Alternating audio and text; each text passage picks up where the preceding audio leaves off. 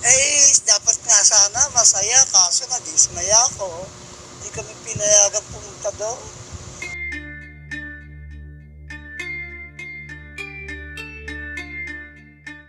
Mainit nga na sinalubong ang two-time gold medalist Carlos Yulo sa palasyo ng Malacanang, nang sila ay dumating mula sa Villamor Air Base sa Pasay City.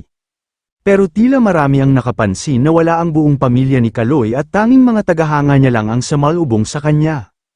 Sa naging welcome reception naman, personal na ipinagkaloob ni PBBM ang Presidential Medal of Merit kay Yulo dahil sa pag-ukit nito sa kasaysayan, na pangalawang gold medalist sa Olympics at kauna-unahang nakasungkit ng 2 gintong medalya rito, para sa kategoryang Men's Artistic Gymnastics, Floor Exercise at Vault.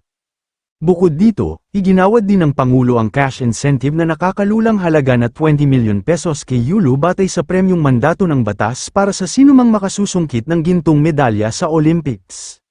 Samantala, marami naman ang nagtaka kung bakit hindi sinalubong ng kanyang pamilya si Kaloy gayong dapat sila ang unang sasalubong.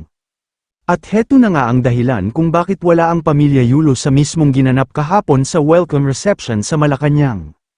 Ayon sa naging panayam sa lolo ni Kaloy, ay dismayado daw silang lahat dahil hindi sila pinayagang makadalo sa Malacanang, ito ay ayon sa tatay ni two-time gold medalist.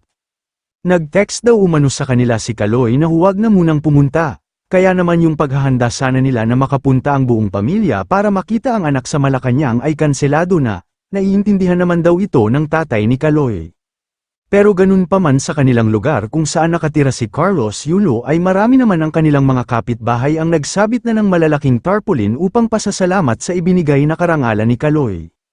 Samantala, sa naging panayam naman kay Carlos Yulo, ay hiniling nito na ang kanyang fiancé na si Chloe San Jose ang umakyat sa stage dahil bukod daw sa pamilya niya ay isa din si Chloe sa naging inspirasyon niya sa kanyang tagumpay sa laban, nakiusap din siya na huwag na itong i-bash. Aniya, hello po, ako po ang humiling kay Chloe na umakyat sa stage, dahil bukod sa pamilya ko, isa din po siya sa naging inspirasyon ko sa mga naging laban ko, wala pa man ang gold nariyan na po siya, so please huwag niyo po siyang i-bash.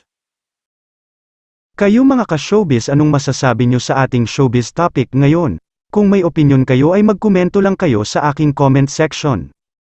At syempre kung bago pa lang kayo sa aking channel ay mag-subscribe na kayo para lagi kayong updated sa mga showbiz trends na ina-upload ko. Maraming salamat po.